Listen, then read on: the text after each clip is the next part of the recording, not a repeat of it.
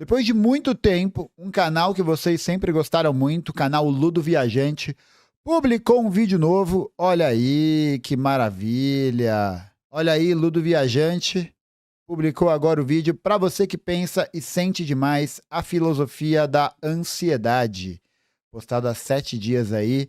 Vamos assistir esse clássico aqui da nossa universosfera de reacts. Nossa senhora, eu tava vendo uns reacts antigos do Ludo Viajante 2022. Meu Deus, como o tempo passou. Vamos ver. Já começa assim, né? Se esse vídeo chegou em você, parabéns! Há 93% de chance de ter algo errado com a sua mente. Não no sentido médico, no sentido descolado. Tipo Sonic. Você pensa demais nas coisas, não consegue relaxar. Seu cérebro é tão veloz que ele não só identifica perigos, como os antecipa. Cara, apaga essa mensagem. Sei que levou meia hora pra escrever, mas eu sinto que vai ser mal interpretada. Verdade, Como que ele sabe da... Ludo, você está me vigiando? né? Você é incrível! Brincadeira, você só é instável mentalmente. A real é que esse lance de pensar demais nas coisas é um saco, porque significa que você sente mais, e quem sente mais só se lasca. Falo por experiência. Passei 11 meses fazendo esse vídeo, e agora não sei como começar, porque eu sinto que quem mais precisa ver não vai ter paciência, porque essa pessoa tá exausta. Pra calar a mente imperativa, ela passa o dia consumindo TikTok Reels, esgotando o cérebro, e aí mal consegue focar por 3 minutos. E tipo, 3 minutos não é suficiente. Pergunte à minha ex, qualquer uma delas. Meu Deus. Gente, ponto de interrogação. Como eu convenço você E sua mente inquieta que já deve estar querendo rolar e ler os comentários porque ela não para? a ver um vídeo de meia hora sobre ansiedade? Não sei. Então, em vez de tentar te persuadir, eu vou só fazer uma confissão. E aí, se te deixar intrigado, você decide se quer continuar. Eu odeio psicólogos. Que é isso? Antes de julgar, me deixe explicar. Especialmente se já te disseram. Aí você devia fazer terapia. Te desafio a ouvir a minha experiência e não mudar a sua visão. Esse papo de que as pessoas deveriam fazer terapia se tornou um mantra de venda na saúde mental. Se tornou um mantra. Eu deveria fazer terapia. Tipo, fazer terapia virou obrigatoriedade. Então você deveria fazer terapia. Aí o sujeito, não é ele que vai fazer o movimento de querer fazer terapia. Ele vai fazer terapia porque ele se sente pressionado a fazer terapia. Para que ele encontre as raízes dos seus problemas, as origens dos problemas, né? Aí vira um negócio... Eu não sei o que é pior. Se é isso ser transformado num critério objetivo, né? Porque eu acho que... Tipo, olha a que estado de sociedade estamos chegando. Estamos vendo a erosão da civilização diante de nós. E todo mundo birutinha. Sobre psicologia? E mais, vou mostrar como o ódio a psicólogos me fez descobrir um jeito de ter uma mente mais calma. E como você pode usar esse conhecimento para se ajudar e ajudar quem você ama. O mito da mente ansiosa. Outro dia, marquei terapia. Porque sempre que eu olhava pra sacada, minha mente tocava o slogan da Nike. Just do it. Que isso? Sentei com o teu que tava me incomodando. Estresse, insônia, a sensação de que o meu futuro é como um enredo de Shrek 5. Não tem como saber, mas eu sinto que vai ser ruim. Após 1 hora de desabafo, o cara diz: Thiago, já sei o problema. Você tá muito ansioso. É preciso relaxar. Boa. Ouvir aquilo me irritou. Talvez porque ele parecia o Pablo Marçal. Sério, se eu pudesse mostrar uma foto, você ia concordar. Mas eu não posso, então só imagina. Sem pensar, respondi: eu, doutor? Ansioso? Por que será? Já olhou em volta? Noticiário. O fim está próximo. Redes sociais. O fim está próximo. Fatura do aluguel. Fim? Relaxa. Não existe fim. Desculpa, mas o único jeito de não estar ansioso é sendo um imbecil. Ou rico. Ou os dois. Relaxar. Como? Se eu tô te pagando R$200 a hora pra ouvir o óbvio. Claro, não saiu tão perfeito. Na realidade foi tipo... Relaxar como? Se eu tô pagando R$200 a hora? O fato é, surtei com um desconhecido. No meu mundo, agir assim é como praticar Libras em Salvador. Meu Deus do céu, cara. Que isso? Eu costumo evitar. Como diria minha namorada, após insistir pra saber o meu fetiche secreto, ai, que arrependimento. Tentei me desculpar, mas foi como se tivessem trocado meu cérebro por um edit do Bonner sem fôlego. Nossa. Boa noite, até amanhã. Pra minha surpresa, o cara responde: você tem razão. Vivemos num mundo caótico, difícil mudar isso. Vai tomando. Mas sabe o que dá pra mudar? Seus Você. pensamentos. Não seria bom ter mais controle sobre sua mente? Dormir melhor, sofrer menos, evitar explosões de humor? Fiquei sem palavras. Então ele levantou, fuçou numa estante e me entregou um papel, tipo uma xerox, Orfeu. e disse: O mito de Orfeu. Boa, boa. Conhece? Fala sobre um jovem que pensava demais nas coisas e por isso sofria demais. Foi escrito na Grécia há 2000 anos, mas contém uma das lições mais atuais sobre a psique humana. Aceita um desafio? Leia. Se não mudar nada em você, não precisa voltar aqui. E é por isso, meus amigos, que eu odeio psicólogos. Graças a passei 1 ano produzindo esse vídeo, porque ele estava certo. A história de Orfeu mudou algo em mim. Mais que Legal. isso, me convenceu de que todo jovem adulto deveria ouvi-la, especialmente quem sofre muito para bom. controlar a própria mente. Então, me permita te contar essa história e como ela me levou a uma filosofia esquecida que me ensinou a viver com menos ansiedade. Parafraseando o sábio, se não mudar nada em você, não precisa voltar aqui. Vai meter um Sêneca. Não, mas tem uma questão que é muito interessante sobre esse tema, né, das mentes ansiosas, desse tipo de sofrimento, e de ver como esse sofrimento, ele é muito produto da realidade na qual a gente está inserida, né? Ele é muito produto também das relações e das dinâmicas que a gente vive dia após dia na sociedade capitalista. Numa sociedade em que o processo de acumulação de capital é cada vez mais acelerado, em que as nossas condições de vida são cada vez piores, em que a gente tem uma instabilidade cada vez maior para com a manutenção do básico da nossa vida, de como a gente está inserido dentro de um circuito de exploração e de um circuito de movimentação que faz com que a gente permanentemente precise estar em movimento, né? Então eu acho que a ansiedade crônica que atravessa muito a nossa realidade hoje em dia e que se acomete principalmente sobre a população mais jovem e tal, ela está muito dimensionada nesse lugar. E também de um lugar que é muito expresso pela forma de como a rede social reforça aspectos do individualismo e reforça um aspecto que eu chamo de vitrinização, né? Você cria uma certa imagem de si e dentro da dinâmica da rede social, dentro da dinâmica da lógica econômica na qual a gente está inserido hoje, em que a gente tem que sempre nos vendermos para a gente ter mais estabilidade ou ter um projeto de vida um pouco melhor, né? Porque os trabalhos formais, os trabalhos oficiais, os trabalhos industriais são cada vez piores. Isso vai gerando uma certa ansiedade em o tempo todo precisar performar de uma determinada maneira, precisar estar atuando de uma determinada maneira, precisar estar sempre dialogando e sempre em voga com o tema do momento para gerar sucesso, para poder gerar esse reconhecimento, para poder gerar esse tipo de movimento, né? É exatamente isso. Eu acho que isso faz com que haja um circuito permanente dessa economia da ansiedade, né? Da economia de uma angústia que não cessa porque a gente não sabe o que virá a seguir, né? Eu acho que essa própria ideia do fim está próximo, da vida econômica, também tem muita relação com isso.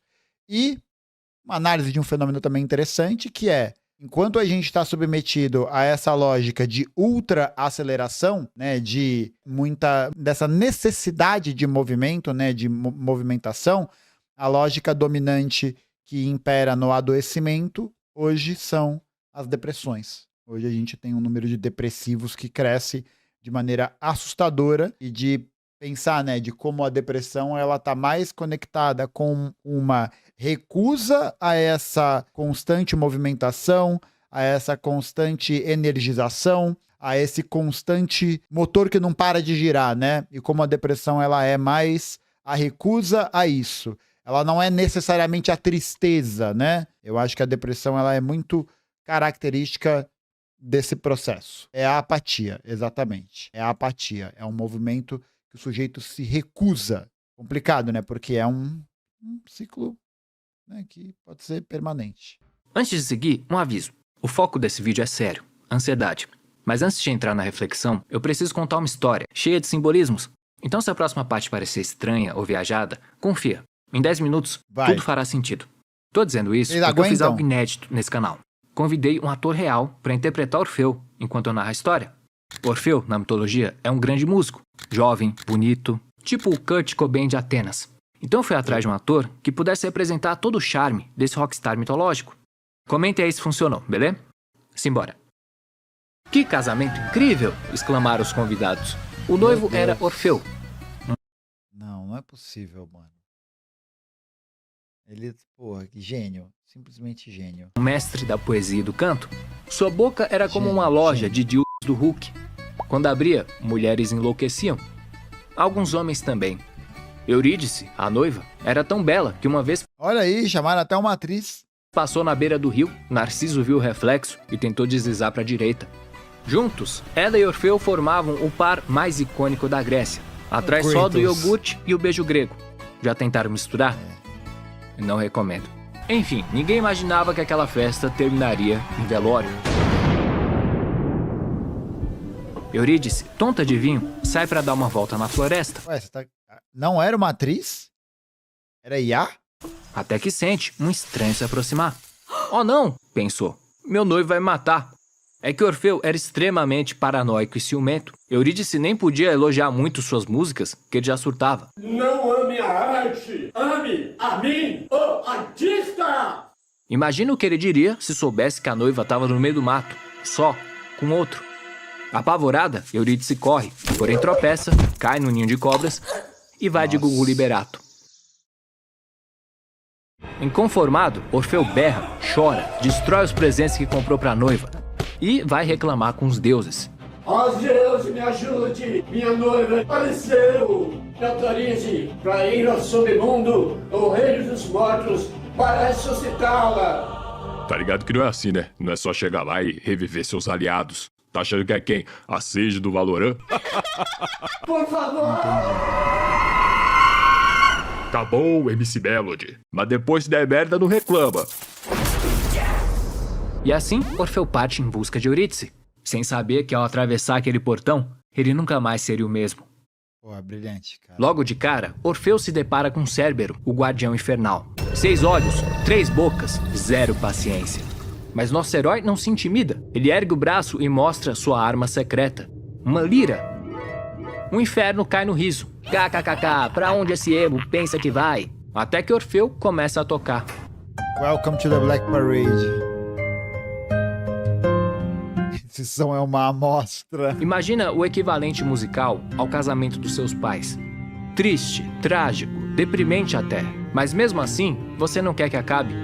Cérbero se emociona. Carai, cachorro. Até lembrei da minha ex. Laika, aquela cadela fogosa. Verdade. Pode crer. Como é? Preciso falar que dormia enquanto eu e ela... Orfeu aproveita a brecha e avança, Será que no mito é assim mesmo? deixando as almas incrédulas. Quem era aquele mortal? O que ele pretendia? Isso é Harry Potter. Pelo amor de Deus, cara. Como que vocês têm coragem de proferir esse tipo de bobagem a esse horário? 10h23 da manhã. Rapaziada aí no trabalho, em casa, querendo uma companhia pra passar essa manhã, né? Pra fazer alguma coisa. E você? Fazer em seguida. E o mais importante, será que ele vai querer me cobrar cachê? Ora, mas é claro! Claro que não. Querido Mundo Viajante, basta divulgar o meu Instagram, Harry arroba Brothers. Manual Maristeu. Afinal, sua casa não tem nem reboco e você precisa alimentar 2 gatas. Então não me ofereça dinheiro, porque eu não vou aceitar. E pipe, urra! Valeu, Aristeu. Orfeu segue abrindo caminho com sua música, até que o show é interrompido. Como ousa entrar no meu reino? Diz Hades, o temível deus dos mortos. Pô, ficou bom esse Hades, hein? Você não viu a placa? Proibido vivo. Mas eu só uso Tim e aqui nem tem sinal. Basta! Me dê uma razão pra não te reduzir a pó. Orfeu respira fundo, ajoelha e revela seu último recurso. Sua voz angelical. Tá, eu não sei cantar, nem o Aristeu. Mas imagina algo emocionante. Orfeu declara seu amor por... Pô, apareceu o cara do My Chemical Romance, entendeu? Entendeu? Eu tenho a visão. Só o pianinho. Pam, pam, pam, pam, pam, pam, pam, pam. When I was a young boy. Eurídice, como se estivesse num clipe do NX0. Diante da cantoria de Orfeu, o submundo parou. As almas não lamentavam, as fúrias não torturavam, Sísifo não rolava sua pedra. Até mesmo Perséfone, a deusa esposa de Hades, se emocionou. Nunca ouvi algo tão belo. Hades, devolva a noiva desse rapaz. Devolve! O azulão se vê num dilema. Por um lado, não dá pra sair revivendo defuntos só pra agradar o público. Ele virou o quê? A fase 6 da Marvel? Por outro lado, Orfeu... Fase 6 da Marvel? A Marvel tá na 6ª geração de heróis. Mano, eu acho que depois de Vingadores lá, o que acabou, eu não vi mais nada. conquistar a todos. Impossível ignorá-lo. A não ser que Hades tenha uma ideia. Beleza, Simple Plan. Vou dar um restart nesse seu My Chemical Romance. Mas tem uma condição. Você não pode olhar pra trás. Como assim? Você vai refazer o caminho até a superfície. Eurídice vai te seguir, em silêncio. Se você chegar lá em cima sem olhar pra trás, ela volta à vida. Agora, se olhar, nunca mais verá sua noiva. Que tal? Sem muita escolha, Orfeu aceita o acordo. Boa. O caminho de volta estava extremamente quieto. Orfeu tentou falar com Eurídice, mas ela não respondia. Tudo bem, pensou. Logo estariam juntos. Ele mal podia esperar para abraçá-la e se desculpar por todas as vezes que for inseguro, ciumento, paranoico. Faltava pouco. Orfeu já via a luz da superfície. De repente, porém, sua mente foi tomada por uma dúvida. Peraí, por que eu não posso olhar para trás? Começou como uma faísca. Não faz sentido. Cresceu como uma chama. Olha aí a Eu moral não da ouço história. Os passos dela. Virou um incêndio. Estariam os deuses me pregando uma peça? No calor da raiva, medo e ódio se fundiram, transformando a suspeita em convicção. É isso! Hades me enganou. Não tem nada atrás de mim. Ávido para desmascarar a farsa, Orfeu vira para trás. O que ele vê, no entanto, é pior que qualquer traição. Eurídice sendo arrastada de volta, seus olhos arregalados e a voz doce ecoando pela última vez. Caraca, Adeus, moleque. meu amor. Vacilo. Ô, Orfeu. Não sei vocês, mas eu saí dessa história meio confuso. Aliás, existem muitas versões por aí. Essa que eu contei é baseada na Xerox do psicólogo. E a princípio, me pareceu uma metáfora sobre luto. Orfeu perde Eurídice, não consegue seguir em frente, olha pra trás, piora tudo. Tá, mas se era só isso, por que o psicólogo sugeriu que tinha uma lição aqui capaz de mudar minha vida? Voltei lá pra saber. E tipo, foi a melhor coisa que eu fiz. O cara me tira uma folha com nomes, setas, conexões, destrincha o mito de Orfeu e me faz perceber algo absurdo. Não é uma história sobre luto. É sobre uma armadilha mental que afeta todos nós. Eu, você e a pessoa que acabou de pensar, não me afeta. Afeta sim, Lucas. Para de se enganar. Você também. Arruma essa postura, parece um camarão. Você que pensa demais, sente demais, é inseguro Cadê? Tem Gustavo? Você não, Enzo. demais. Quem fica procurando o próprio nome? Putz. Senta aqui e me ouve, porque depois que você entende a real lição do mito de Orfeu, você economiza 20 sessões de terapia. Juro, confia. Tudo começa com uma questão. Por que Hades inventa a regra do não olhe pra trás? Era só ter dito não. O que ele queria provar? Para entender isso e o que isso tem a ver com a gente, precisamos falar sobre como a ansiedade funciona. Ou melhor, como ela destrói a sua vida, sem que você perceba. Apareceu também. A ansiedade é como um alarme que dispara diante da incerteza. Isto é, situações que podem ou não acabar mal. Não tem como saber, mas é um sério risco. Um beco escuro, uma mensagem ambígua, uma menina de franja perguntando o seu signo. O alarme em si não é bom nem ruim. O problema é a relação que cultivamos com ele.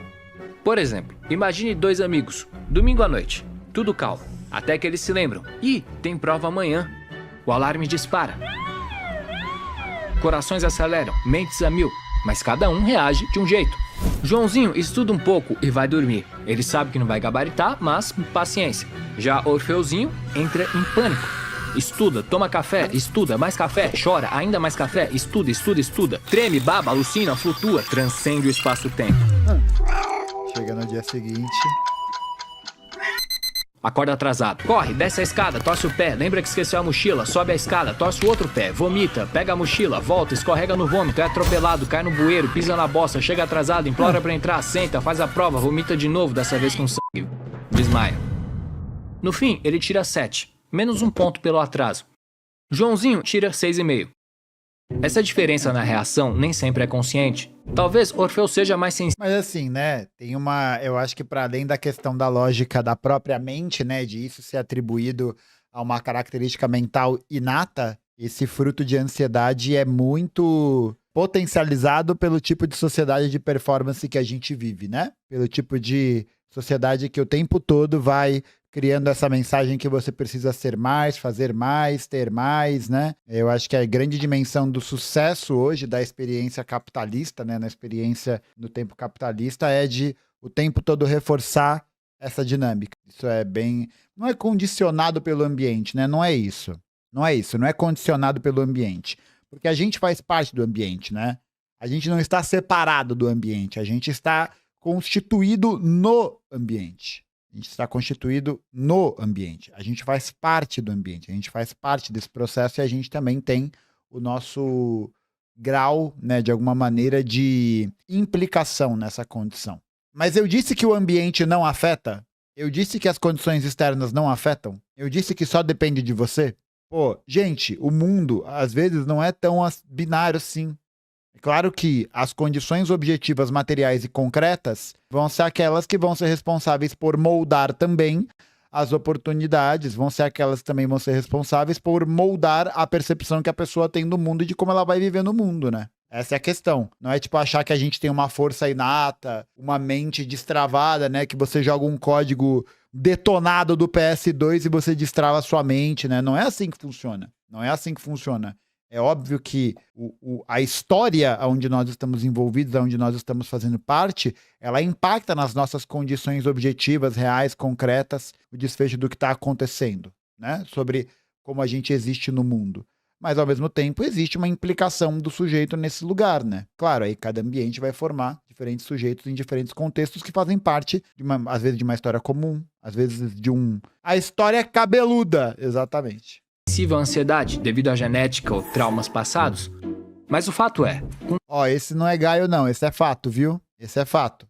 Vem comigo. com o tempo, nossa resposta ao alarme tende a virar um Tudo tem a ver também quando a gente entende essa dimensão de que a gente faz parte desse ambiente, a gente está inserido dentro da história, a gente entende, por exemplo, que essa necessidade de aprovação ou essa necessidade de performance, ela não é própria da cultura, ela não é própria de uma imaginação, ela não é própria da nossa mente, ela é própria do momento histórico em que estamos inseridos. Ela é própria dos momentos concretos e materiais aonde a gente está inserido. Por isso que essa lógica faz sentido, por isso que essa lógica ela tem algum tipo de produção. Ela não é simplesmente uma ideia jogada do além. hábito.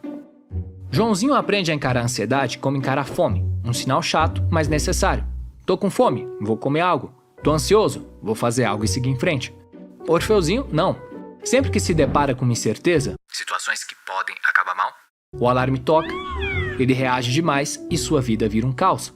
Logo, sua mente associa incerteza à ameaça, algo que deve ser evitado ou controlado. Agora, avancemos no tempo. Orfeuzinho virou adulto e as incertezas estão em toda parte. No trabalho, no amor, no espelho. Como nunca aprendeu a lidar com o alarme, ele vive tenso, na esperança de abafar a sirene, custe o que custar. Às vezes, isso significa adiar responder mensagens, para ter certeza que vai dizer a coisa certa. Outras vezes, espionar o celular da namorada, para ter certeza de que ela é fiel. É exatamente isso que Hades identifica em Orfeu, um sujeito alérgico ao alarme do incerto. Diante da incerteza do amor, Orfeu surta de ciúmes. Diante da incerteza da morte, ele surta com os deuses. Essas reações podem parecer gestos românticos, mas Hades não compra. Daí que vem a regra do não olhe para trás. É como se ele dissesse: se você realmente veio aqui por amor, consegue suportar a incerteza de não saber se Eurídice está te seguindo só por alguns minutos? E essa é a questão, né? A gente vive dentro de uma lógica que nos vende a perspectiva de que a gente sempre pode ter a possibilidade de ter certeza das coisas, né? Ter o pensamento totalmente afirmado para poder cumprir com as nossos anseios e as nossas demandas, né? E claro, Orfeu não consegue, porque sua motivação central nunca foi o amor, e sim o medo do incerto. É aqui que esse mito passa a ser sobre todos nós, porque a real tragédia não é só a morte de Eurídice, mas aquilo que é a causa, 2 vezes. A incapacidade de Orfeu enxergar o quanto sua ansiedade afeta ele e todos que ele ama. Essa é a grande armadilha do comportamento ansioso. Quando ele vira um hábito, se torna um padrão automático, justificado pela nossa própria mente. Ciúmes? É que eu É isso. Eu só não gosto muito dessa ideia de justificativa pela própria mente, como se a nossa mente fosse algo separada do restante do ambiente, né? Então eu acho que ao mesmo tempo que a gente, sim, considera que o ambiente, a história determina o sujeito, né, nessa complexidade toda, existe também uma dimensão em que o sujeito vai se determinando conforme ele vai vivendo essa história, né? Por isso que eu acho que nesse sentido, né, até é interessante pensar como o tratamento terapêutico, como a elaboração sobre o que você está sentindo, sobre o que você está pensando, ela é importante para que você escute a sua própria história. Escute o que você está contando ali, certo?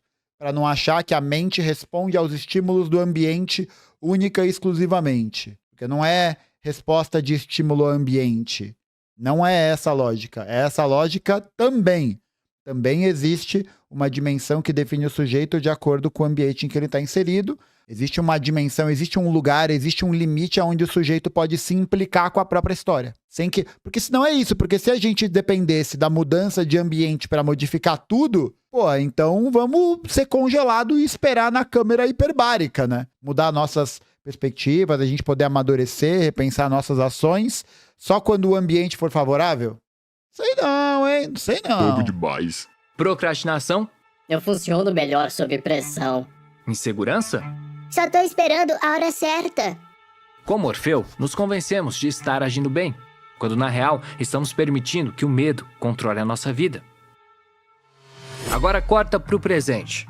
Brasil, o país mais ansioso da Terra, segundo a OMS. Ah, chupa países em guerra, mané ataque aéreo, Não, isso é loucura, né? Porque o Brasil é um país que não está passando por nenhum conflito de grandes proporções internas de internacionais. A gente tem hoje uma questão muito mais relacionada a violências de caráter, enfim, né? Históricos que estão relacionados à perseguição policial, à criminalidade e tudo mais. E país mais ansioso do mundo, né? Condições econômicas, acesso a direitos, acesso a tudo isso que vai alterando a nossa percepção da realidade, vai alterando a nossa, na verdade, experiência com a realidade e que nos joga nesse lugar. ataque militar, o bagulho é... Ataque de pânico. Mas sério, faz sentido? Se a ansiedade se alimenta da incerteza, nós estamos bem servidos. Inflação, violência, uma política que é como assistir uma briga de bar entre uma grávida e 20 anões. Entretém? Sim. Até você lembrar que o bebê é o seu futuro. Adicione a isso O tempero capitalista. um Olha blend aí. de exploração e burnout, que, passado o amargor inicial, revela um sabor doce.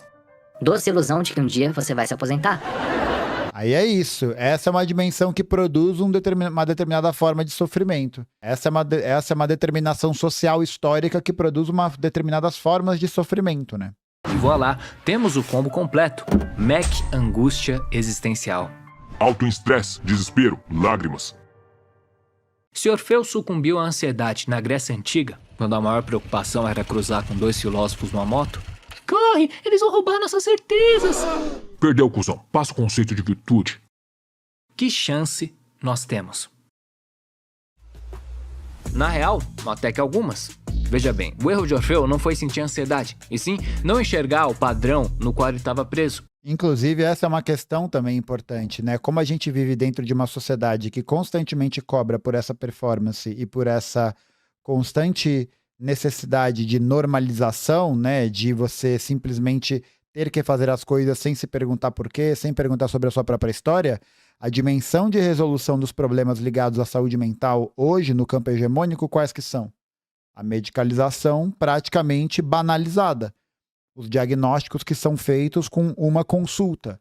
A lógica psiquiátrica, a lógica manicomial, essa lógica de que você vai acabar com a ansiedade, de que você vai terminar com a ansiedade, retirando, enfim, né, alterando o seu circuito bioquímico para que você possa voltar a viver. E aí aqui, ó, toda vez que eu falo desse tema, a galera vem nos comentários me achincalhar. Gente, a medicação, né, o uso de remédio psiquiátrico, ele tem uma determinada função na sociedade. Ele tem uma determinada lógica que presume o seu funcionamento. Ele tem uma lógica que explica por que ele está sendo usado com quais intenções. Não é dizer que tem muita gente que vai conseguir caminhar, que vai conseguir passar por esse processo de elaboração, de amadurecimento, a partir dos medicamentos mesmo, né? Do uso medicamentoso e de outros tratamentos que vão acompanhar, certo?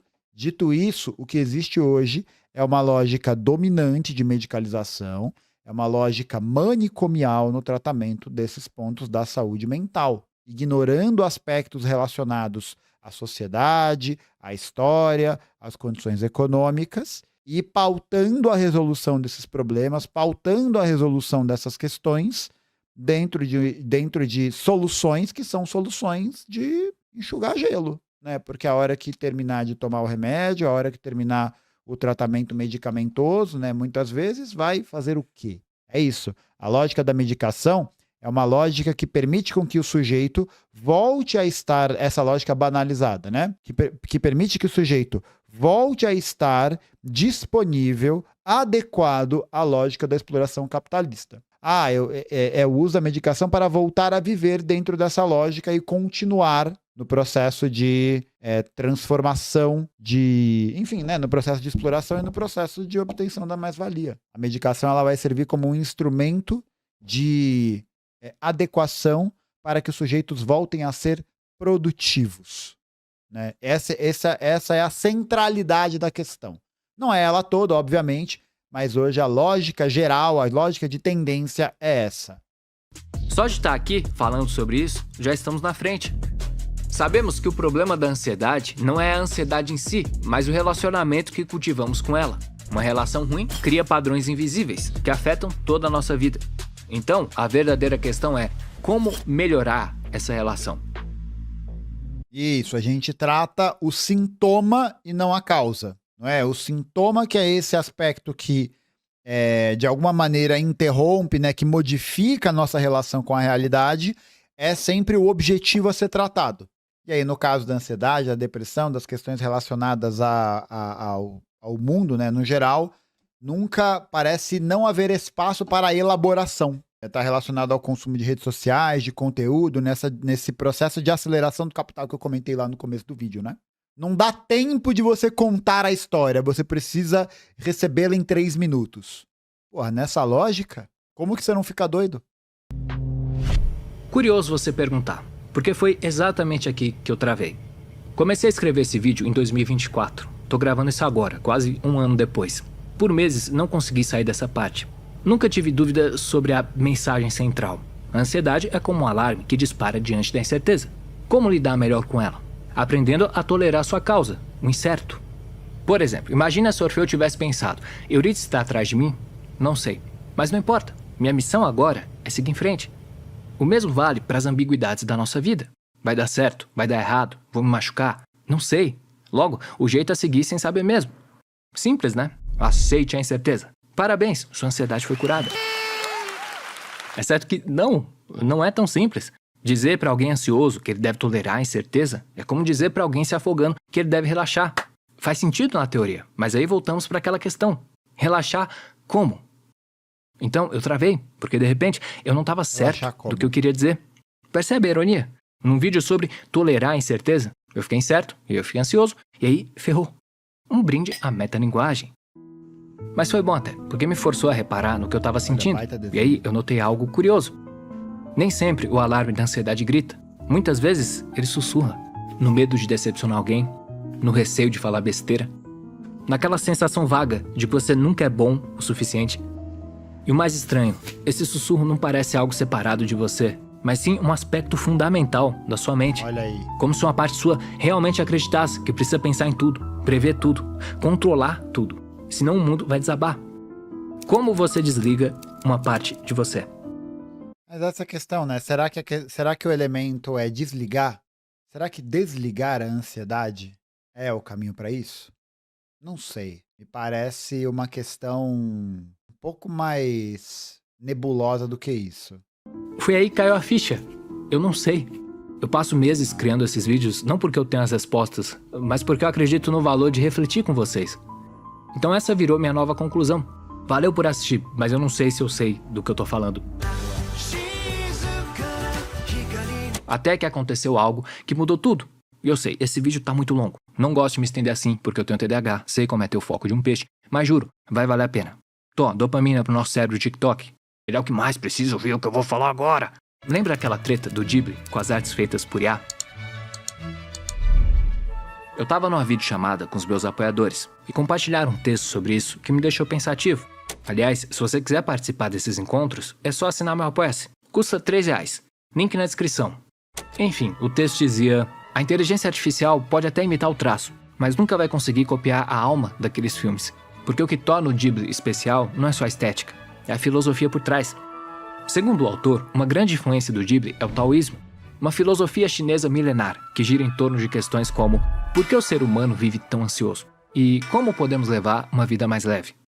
E aí, claro, lá estava eu, ansioso, travado, fiz o quê? Comprei o Tao Te Ching, o livro base da filosofia taoísta. Afinal, se inspirou aqueles mundos tão serenos do Ghibli, devia ter algo ali pra mim também.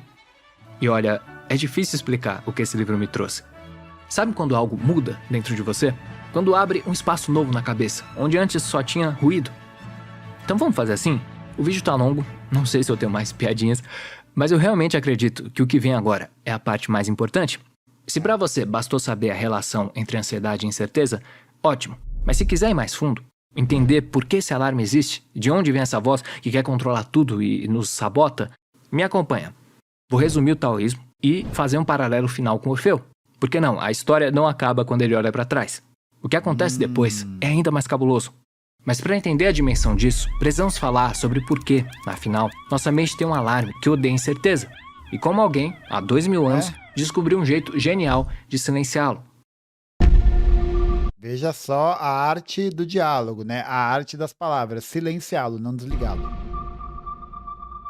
Sacou? A vida é como uma mãe alcoólatra na véspera de um trabalho de geometria. Imprevisível, caótica e não tá nem aí pros nossos planos. Entendeu? Nem aí pros nossos planos. Eu avisei que eu tava cansado. Já notou? Sempre que você pensa, as coisas estão começando a andar, o destino surge igual Jeff Dahmer na ceia de Natal, pronto pra te passar a perna. Conheceu a pessoa perfeita? Ela mora no Acre. Feriado na praia? Chuva torrencial. Prestes a derrotar o boss após 2 horas de surra?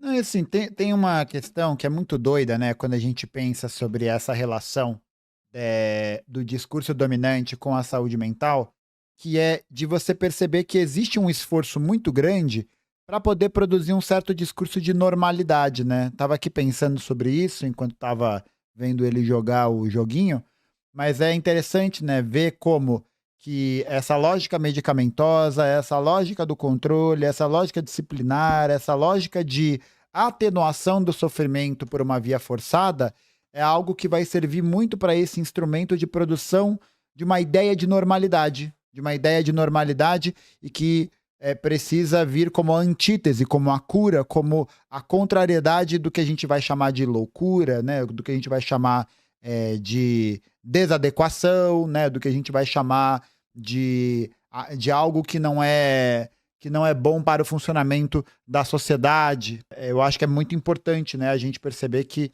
existe uma dimensão social no caráter da loucura, né? Uma determinação social da loucura. A loucura ela não é meramente a mente que está quebrada, um pedaço que está desregulado e que, portanto, você pode consertar como se fosse um Lego, né?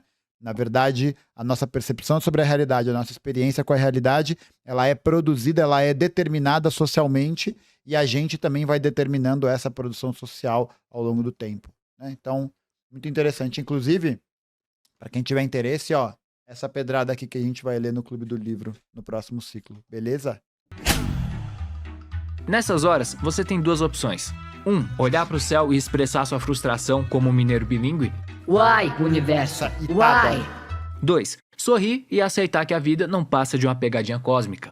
Se a segunda opção te pareceu mais sábia, parabéns, você já é um taoísta e talvez não sabe. Lao Tzu, criador dessa filosofia, via a existência como um rio. Não um riachinho instagramável, mas uma torrente cheia de caos e curvas metafóricas. E ainda assim, segundo Lao, muito do nosso sofrimento não vem do rio da vida, mas da nossa resistência a ele. Em vez de seguir o fluxo, nos agarramos à margem, desesperados por segurança. Olha aí. Rejeitamos as curvas, com medo de onde elas podem levar. Mapeamos nossos dias, meses, anos, na esperança de tornar o caos mais previsível. Ou seja, tentamos controlar o fluxo da realidade, sendo que Nossa, mal que conseguimos isso, mano. controlar nossos próprios pensamentos. Por exemplo, pensou, né?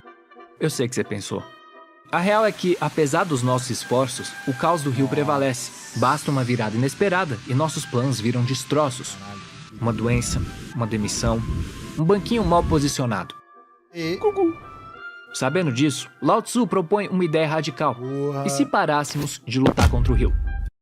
Quem falou isso também? Deixa torar! E se em vez de tentar controlar a corrente, aprendêssemos a nos mover com ela, tipo surfistas cósmicos existenciais? E assim nasce o taoísmo, que pode ser resumido numa simples ideia. O universo segue um fluxo. Quando resistimos a ele, sofremos. Quando nos aliamos ao fluxo, encontramos paz. Tá, mas o que isso significa? Como você, que está me assistindo com essa cara, pode se alinhar ao fluxo do universo? Bom, começa com a compreensão de um fato estranho. Você não existe. Sabe Matrix, quando o Neo percebe que está numa simulação? Aquilo foi muito inspirado no taoísmo, porque essa filosofia defende que, de certa forma, a gente também vive numa ilusão. E essa seria uma das maiores fontes da nossa ansiedade. Para provar isso, Lao Tzu oferece um argumento muito doido, mas quanto mais refletimos, mais faz sentido. Então, me acompanhe agora e veja se você concorda. Aliás, não só veja, me conte. No Discord, eu faço lives aprofundando essas filosofias. Para participar e conversar comigo ao vivo, que legal. basta assinar meu Apoia-se. Mais infos na descrição. Enfim, voltando para o taoísmo. Gostamos de acreditar que, no núcleo do nosso ser, existe algo fixo, uma essência imutável que nos define. Alguns chamam de ego, outros de alma. Mas para pensar, quem era você aos 7 anos? Uma criança adorável, cheia de energia. E na adolescência? Um jovem promissor, cheio de sonhos. E hoje? Qual dessas versões é o verdadeiro você? Nenhuma. Assim como um rio, você não é uma coisa estática, mas um processo, Olha aí, um fluxo boa. em constante mudança. E, no entanto, resistimos a essa verdade. Tratamos nosso senso de eu não como um rio, mas como algo sólido, um bloco de mármore que precisa ser esculpido e aprimorado. Nos apegamos a ideias rígidas sobre identidade, homem, mulher, pessoa bem-sucedida, e lutamos para caber nesses moldes, mesmo quando eles machucam. Colocamos nossa imagem no lições pedestal e importantes, sofremos diante da ideia de que podemos arruiná-la ao dizer ou fazer a coisa errada. Como se a vida não fosse uma jornada, mas uma peça teatral com papéis bem definidos. Ai de quem esquece a fala. Ai de quem se perde na cena. Percebe? É nesse cenário que a incerteza se torna uma vilã abominável. Afinal, quando a meta é performar, o imprevisto atrapalha o espetáculo. Seu lixo! Se sentir perdido não é só desconfortável, é humilhante. Segundo o taoísmo, esse teatro do ego é uma das raízes mais profundas da nossa ansiedade. Afinal, ele é projetado pela nossa própria mente, que se vê como a protagonista da peça. Por isso, se libertar dele e de toda a ansiedade que ele causa é tão difícil. Não basta querer, é preciso rever as lentes com as quais nosso cérebro percebe a realidade. A começar pela linguagem. Você vê, a linguagem é incrível. Graças a ela podemos falar, escrever, condensar piadas inteiras numa única palavra. Mas a língua é como aquele seu amigo que ganha 3K e defende bilionário na internet. Ela possui uma séria limitação intelectual. É que ao tentar capturar o mundo, ela o reduz. Empacota tudo em categorias simplificadas, muitas vezes binárias. Certo e errado, sucesso e fracasso, eu e você. Prático? Sim, mas perigoso, porque nos faz esquecer de algo essencial. A realidade não cabe nessas caixinhas. O universo não é uma prateleira com seções bem definidas. Ele tá mais para um milkshake cósmico, onde ideias opostas se misturam e se confundem, num delicioso paradoxo. Por exemplo, considere os conceitos de vida e morte. No papel são opostos. Você nasce, você morre. Game over. De uma perspectiva cósmica, porém, essa separação desaparece. Os átomos que formam seu corpo já pertenceram a estrelas, oceanos, peidos de dinossauro. Eles existiam antes de você e continuarão existindo depois.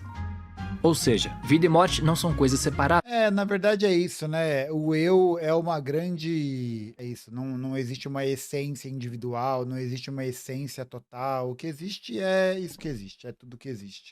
Eu acho que essa perspectiva pode até ajudar a gente a redimensionar pelo que e por que nós sofremos. e sim formas diferentes de perceber a mesma coisa, o fluxo da existência. O mesmo vale para toda dualidade, amor e ódio, luz e sombra, alto e baixo. Uma só existe em relação à outra, compondo, assim, faces de um mesmo todo. O problema surge quando nos apegamos demais a certas faces, enquanto rejeitamos outras. Queremos alegria sem dor, conquista sem luta, amor sem dúvida. Mas fazer isso só alimenta nossa ansiedade, pois é como viver em guerra com a ordem natural do universo. Tipo uma criança que se aborrece quando uma onda destrói o seu castelo de areia, sem perceber que, se não fosse o vai e vem da maré, a areia sequer estaria ali. O que fazer então? Se somos condicionados a buscar certeza, Yo necesito de garantías. mas o universo oferece poucas ou nenhuma, como viver em harmonia com a realidade? Aqui entra o conceito mais bonito e talvez o mais poderoso da filosofia taoísta, o Wei, que pode ser traduzido como agir sem forçar. A melhor maneira de entender o Wei é observando a natureza. As coisas mais fortes não são as que resistem à mudança, mas as que dançam com ela. O bambu se curva ao vento, logo sobrevive à tempestade. O lago evapora no calor, logo retorna como chuva. O Tarzan treina bem os glúteos, passar logo por anda aí, de né? cipó, mesmo com as mãos ocupadas. Eita! Essa é a essência do Wei, flexibilidade. Entender que, no universo incerto, a verdadeira força não vem do controle absoluto, mas da capacidade de se adaptar. Claro, isso não significa ser passivo, aceitar o mundo como ele é, como se não tivéssemos agência. Não. Aliás, recomendo o livro Como Sobreviver na Era da Ansiedade. Se você está curtindo esse vídeo, você vai amar. Ele mostra exatamente como aplicar essa filosofia na prática. Link na descrição. Em resumo, o Wei não é um convite à apatia, é um convite à presença, no sentido de testemunhar, agora mesmo, quem nós somos, além das palavras.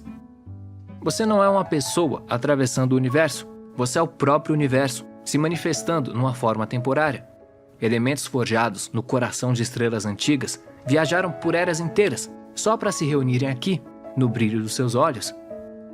Sério, para pensar. As mesmas forças que esculpem galáxias e acendem sóis são as que agora operam na delicada dança das suas células, orquestrando, a cada instante, o milagre da sua respiração. Qual a chance de que num cosmo regido pelo caos e pelo frio, esse momento pudesse existir? De que, entre todas as combinações possíveis da matéria, você fosse surgir exatamente assim, não só como um corpo, mas como uma mente consciente? Até onde sabemos, esse arranjo de espaço, tempo e matéria nunca vai se repetir. Inclusive, eu queria recomendar aqui para vocês assistirem o vídeo que eu reagi ao do Baka Gaijin, que ele fala sobre a filosofia da praxis, a filosofia da prática. Bem bom também. Você não é uma pessoa atravessando o rio da existência. Você é a existência, fluindo na sua forma mais gloriosa. Quando essa ficha cai, a rigidez do ego se dissolve. A necessidade de vencer, controlar, se proteger a qualquer custo, tudo isso perde a força. E nesse espaço que se abre, surge uma paz estranha, diferente. Não a paz de ser alguém no controle, a paz de simplesmente ser. O que nos leva de volta a Orfeu. Spoiler, ele morre. Após olhar para trás e perder Eurídice de vez, ele sai por aí cantando a música mais triste do mundo, até cruzar com umas seguidoras de Dionísio, que não curtem essa vibe deprê. Elas dizem, amado, Sad boy, insuportável. supera, né? Tanta mulher no mundo, solteira, tipo a gente. Mas Orfeu segue chorando. Aí elas vão lá e desvivem ele. Ô, louco. Assim, sem hesitar. E de um jeito brutal, eu nem posso escrever aqui. Quem quiser ler o mito original, tem link na descrição. Aliás, aproveitem, tem um link de todos os livros que eu usei. Enfim, mas já que estamos aqui, eu queria propor algo, para fechar. Que tal se a gente imaginar um final alternativo para a história de Orfeu? Um que junte tudo o que vimos sobre o taoísmo. Só para entender, na prática... Não gostaram do vídeo? Então siga o fluxo do rio. Como essa filosofia pode ajudar alguém que pensa demais? E também para responder aquela questão que ficou em aberto. Como melhorar nossa relação com a ansiedade? Eu ainda não sei se eu sei. Mas através de Orfeu, acho que dá para imaginar um caminho. Um que só vai fazer sentido agora, depois de toda essa nossa conversa. Porque é menos sobre explicar e mais sobre sentir. Então, imagine o seguinte. Após olhar para trás e perder Eurídice pela segunda vez, Orfeu não se desfaz em desespero. Em vez disso, ele retorna ao altar vazio, o mesmo onde, horas antes, ou vidas antes, Ele acreditava que a felicidade era garantida. Ali, sob o testemunho diferente da lua, Orfeu é tomado por uma epifania. Agora, e só agora, ele está pronto para se casar. Irônico, claro, porque a noiva já não existe. Mas talvez justamente por isso faça sentido. Porque agora, e só agora, ele entende que amar alguém é como amar a vida. Um pacto com o efêmero. Uma entrega constante ao início, cuja única promessa é o final. É o instante. Ele, que através da música tentou dobrar o destino ao som da sua vontade, enfim se rende ao que mais temia sua ansiedade: o silêncio. Fecha os olhos e, pela primeira vez, apenas escuta. O quebrar das ondas, o choro do vento, a estranha melancolia que precede o fim de cada momento. Então se dá conta, essa é a música do mundo. Não um som de posse, mas de entrega. Uma sinfonia em movimento, onde cada instante é um acorde, fadado a se perder no tempo. Que tolice achar que essa canção nos deve algo, que podemos separar suas notas mais belas e preservá-las num jarro. Não. O verdadeiro amor, Orfeu entende, segue o ritmo. Não é sobre sustentar uma nota até o infinito, é saber deixá-la ir, para que o silêncio que segue lhe devolva o sentido. Olha aí. Porque você consegue aprender a apreciar a música depois que você encara o silêncio para escutar uma coisa nova, né? E nesse instante resignado, o universo, que só responde a quem para de perguntar, finalmente fala com Orfeu. Não com palavras, mas com uma proposta silenciosa, que na verdade é feita a todos nós. Na alegria e na tristeza, na saúde e na doença, no certo e no incerto, você aceita? Na culpa que persiste, na saudade que esmaga, no abraço que num dia é seu mundo e no outro só uma lembrança vaga, você aceita? No tempo que não volta, na chama que esfria, no espelho que reflete a impiedosa marcha da entropia, na ordem, no caos, no breve, no eterno, na incessante dança entre desejo e tédio, aceita? E se eu disser que a sua resposta pouco importa, que esse rio corre e sempre vai correr, indiferente aos seus desejos, você ainda aceita? Orfeu, diante do chamado do infinito, não responde com palavras, apenas respira. E ao respirar, ele diz sim. Mas... Bom... Por falar em aliança, observe esse belo casal. Se conheceram no meu Discord, uma comunidade para nerdolas filosóficos. Muito bom, hein? Muito, muito bom. Se você curte a vibe do meu canal, o que você está esperando para viajar sua alma gêmea? Estamos sempre fazendo caos, sessões de estudo, amizades. Para acessar, basta assinar o meu Apoia-se. Custa só R$3. E além de me ajudar muito, vem com vários conteúdos extras para se aprofundar nos temas desse canal. Para saber mais, é só clicar aqui na tela. Muito bom, hein? Bom vídeo do Ludo Viajante, hein? Depois desse tempinho de gancho aí. Bom, bom, bom demais, bom demais. Parabéns, Ludo. Vou deixar o link aqui do vídeo e do canal dele na descrição, porque é realmente um canal que é muito bom para vocês conhecerem, certo? Para quem não conhece, conheceu agora, vai que vai.